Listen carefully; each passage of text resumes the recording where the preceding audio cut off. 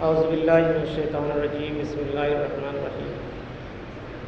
آج جو ہے دوسری شب قدر کی رات ہوگی، مغرب بعد سے شروع ہو جائے گی۔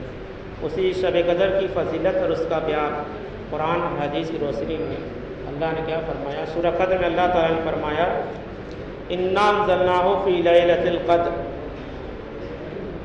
ہم نے اس قرآن کو شب قدر میں نازل کیا، یعنی سورہ قدر کی آیت ہے۔ دوسری جگہ اللہ تعالیٰ نے سورۃ دخان میں فرمایا ہم نے اس قرآن بابرکت رات میں اتارا، یعنی ہم نے اس قرآن کو بابرکت رات میں اتارا۔ شب قدر اور بابرکت رات دونوں سے ایک ہی رات مراد ہے، یعنی قدر کی رات، جو رمضان کے مہینے کے آخری عشرے کے طاق راتوں میں سے کوئی ایک رات ہوتی ہے۔ اسی شب قدر میں قرآن مجید کے نزول کا آغاز ہوا ہے۔ لوح محفوظ سے بیت العزت میں اتار دیا گیا، جو پہلے آسمان پر ہے، پھر وہاں سے وقتاً فوقتاً حسب ضرورت مشیت الہی نازل ہوتا رہا۔ اس نزول قرآن کی وجہ سے اس رات کی فضیلت عظمت واضح ہے، یعنی قرآن جو ہے حضور صلی اللہ علیہ وسلم پر قریب 23 سال میں نازل ہوا۔ جیسے جیسے اللہ تعالیٰ ضرور سمجھتا تھا آسمان الہی سے، آسمان سے جبریل علیہ السلام کے ذریعے جو ہے نازل کیا، اور جب نازل کرنا شروع ہوا تو شب قدر کی رات ہی تھی، اس لیے اس رات کی بہت فضیلت ہے۔ حدیث میں بخاری اور مسلم کی حدیث میں ہے کہ حضرت ابو ہریرہ رضی اللہ عنہ سے روایت ہے کہ نبی کریم صلی اللہ علیہ وسلم نے فرمایا جس شخص نے ایمان کے ساتھ ثواب کی نیت سے شب قدر میں قیام کیا، اللہ کی عبادت کی، اس کے پچھلے گناہ معاف کر دیے جاتے ہیں۔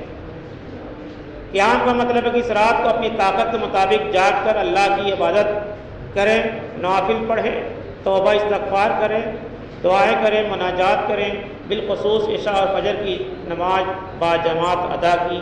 امید ہے اس انسان کی فضیلت حاصل ہو جائے گی، یعنی جس نے عشاء کی نماز پڑھی اور فجر کی نماز پڑھی تو شب قدر کی رات کو اس نے پا لیا۔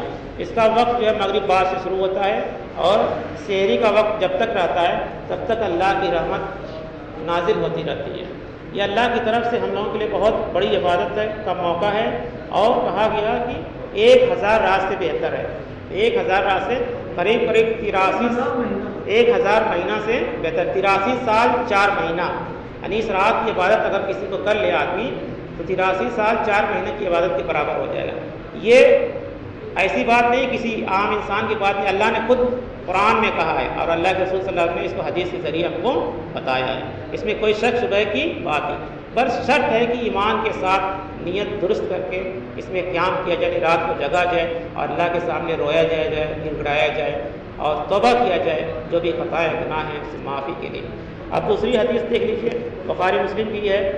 حضرت ابن عمر رضی اللہ عنہ بیان فرماتے ہیں کہ نبی کریم صلی اللہ علیہ وسلم کے اصحاب میں سے چند آدمیوں کو خواب میں آخری 7 راتوں میں شب قدر دکھائی گئی، تو رسول اللہ صلی اللہ علیہ وسلم فرمایا میں دیکھتا ہوں کہ تمہیں آخری 7 راتوں میں ایک جیسے خواب آئے، بس جو شب قدر کی تلاش کرنا چاہے اسے چاہیے کہ وہ آخری 7 راتوں میں تلاش کرے۔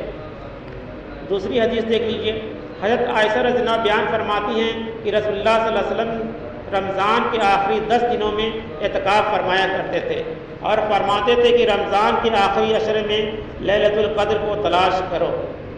جو اعتکاف کا بھی معاملہ ہے اسی آخری عشرے میں ہی ہے، اور آخری عشرے سے مراد ہے یہی 21، 22، 23، 24، 25، 26، 27، 28، 29۔ اگر اس ساری راتوں میں جاگا جائے تو اور بہتر ہے۔ اگر کسی انسان سے نہیں ہو پاتا ہے کم سے کم 21، 23، 25، 27 اور 29 راتوں میں تو جاگے ہی، اور انہی راتوں میں سے کوئی ایک رات ہو سکتی ہے۔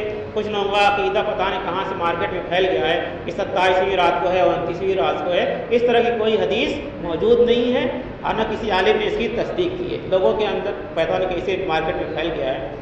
اب دوسری حدیث دیکھ لیجیے، یہ بھی بخاری اور مسلم کی حدیث ہے کہ حضرت عائشہ رضی اللہ عنہ سے روایت ہے کہ جب رمضان کے آخری عشرہ شروع ہوتا تو رسول اللہ صلی اللہ علیہ وسلم رات کو بیدار رہتے اور اپنے گھر والوں کو بھی جگاتے اور خوب محنت کرتے اور کمر کس لیتے، یعنی بخاری اور مسلم دونوں حدیث کتابیں ان کی ہے۔ یعنی اپنے بھی عبادت کرتے، اپنے گھر والوں کو بھی جگا دیتے. اور کمر کس لینے کے مراد ہے کہ پوری اس رات میں تیاری کر لیتے ہیں اور کوئی کام نہیں. مطلب آدمی کہتا ہے کوئی اسپیشل کام آتا ہے سب چھوٹے چھوٹے کام کو چھوڑ دیتا ہے. تو اسی طرح سے شب قدر کیا ہے؟ بہت اہم رات ہے جسے ہم لوگ شب برات کے نام سے تلاش کرتے ہیں. وہ غلط فہمی ہے، ہم کو شیطان نے وسوسہ ڈال دیا اور ہم اس رات کو چھوڑ دیتے ہیں.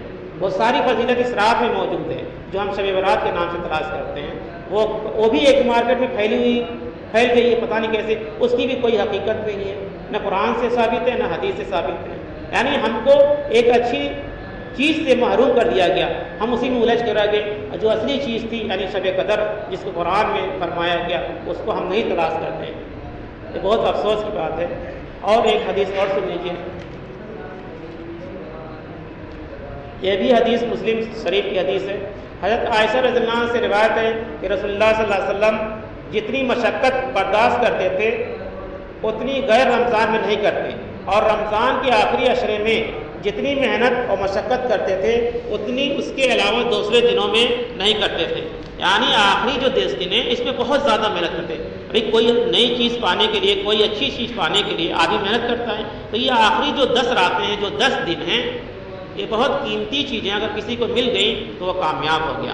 تو اللہ کے رسول صلی اللہ علیہ وسلم خود جتنا 20 دن میں محنت نہیں کرتے تھے اس سے زیادہ محنت اس آخری 10 میں کرتے تھے. تو ہم کو بھی چاہیے کہ ہم اپنے جو کام ہم درگزر کر سکتے ہیں اس کو ٹال سکتے ہیں اگلے مہینے کے لیے، اس کو چھوڑ دیں اور 10 راتوں میں یعنی 10 دنوں میں تم اللہ کے لیے وقف کر دیں. اس لیے تو اعتکاف کا کیا سلسلہ ہے کہ 10 دن اللہ کے لیے وقف کر دو، دنیا سے کٹ جاؤ.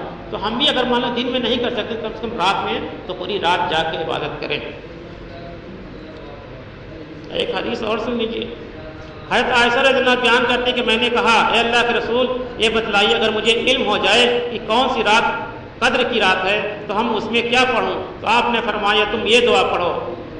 یہ دعا ہے شب قدر کی دعا ہے، اس کو کثرت سے لوگوں کو پڑھنا چاہیے. اللہم انک عفو تحب العفو فاعف عنی. ترجمہ: اے اللہ بے شک تو بہت معاف کرنے والا ہے، معاف کرنے کو پسند فرماتا ہے، پس تو مجھے معاف کر دے. اس کو کثرت سے رات میں پڑھنا چاہیے، جب جتنا موقع ملے اس کو پڑھنا چاہیے، کیونکہ ہم لوگوں کے ساتھ گناہوں کی بہت بڑی گٹھلی لگی ہوئی ہے. ایسا نہیں کہ ہم لوگ بہت پرہیزگار بندے ہیں اور اللہ کے چہتے بندے ہیں، ہم لوگوں کے ساتھ گناہوں کا بھی بہت بڑا معاملہ ہے. تو ہم توبہ کر لیں، استغفار کر لیں، ہو سکتا ہے اسی کے ذریعے ہماری نجات مل جائے. فائدہ: لیلۃ القدر کوئی واضح علامت تو حدیث میں بیان نہیں کی گئی. یعنی آدمی کچھ لوگ کہتے ہیں اسی رات ہوگی، اس کی کوئی نشانی تو بتایا نہیں اللہ کے رسول نے. تاہم بعض سلف نے اپنے تجربات و مشاہدات کی روشنی میں بتلایا کہ اس رات بکثرت فرشتوں کے نزول کی وجہ سے ایک خاص قسم کی طمطمانیت اور سکینت محسوس ہوتی ہے. یہ تو ظاہر سی بات ہے کہ جس دن شب قدر کی جو رات ہوتی ہے اس رات اللہ تعالیٰ آسمان سے بہت سے فرشتے نازل فرماتے ہیں، تو اس رات بہت سکون ہوتا ہے، دلوں پر رحمت طاری ہوتی ہے. یہ رات زیادہ ٹھنڈی یا زیادہ گرم نہیں بلکہ بیلنس ہوتی ہے. اس کی صبح کو طلوع ہونے والا سورج زیادہ تیز نہیں ہوتا ہے، وغیرہ وغیرہ. واللہ عالم. اس طرح کی کچھ نشانیاں اللہ کے چہتے بندوں نے اپنی طرف سے معلوم کیا، مگر اللہ اس کے رسول نے اس بات بتائی نہیں ہے، تصدیق نہیں ہے. پھر بھی یہ ہے، یہ بات تو صحیح ہے، کچھ باتیں صحیح ہیں. تو یہ کچھ حدیثیں تھیں، کچھ قرآن کا مطالعہ تھا جو آپ کے سامنے شب قدر کے. تو ہم اپنے گھروں کے اندر، اپنے بال بچوں کے اندر اور جو بھی جتنی طاقت ہو سب کو جگائیں، اس رات میں پوری کثرت سے جاگیں، جتنی طاقت ہوتی طاقت کو اپنی لگا دیں. قرآن کی تلاوت کریں، تسبیح پڑھیں، توبہ استغفار پڑھیں، تہجد کی نماز پڑھیں، اللہ کے سامنے سجدہ کریں. یہ سب کام کرنا ہے اور دل کو صاف رکھیں اور اللہ کے لیے اپنی زندگی کو وقف کر دیں. اللہ تعالیٰ سے دعا ہے کہ ہم لوگوں کو شب قدر کی رات تلاش کرنے کی طاقت عطا فرمان. آمین. سبحان اللہ وبحمدہ، سبحان اللہ وبحمدہ، ونشهد ان لا الہ الا اللہ ونستغفرک ونتوب الیک. سبحان ربک رب العزة عما یصفون وسلام علی المرسلین والحمد للہ رب العالمین.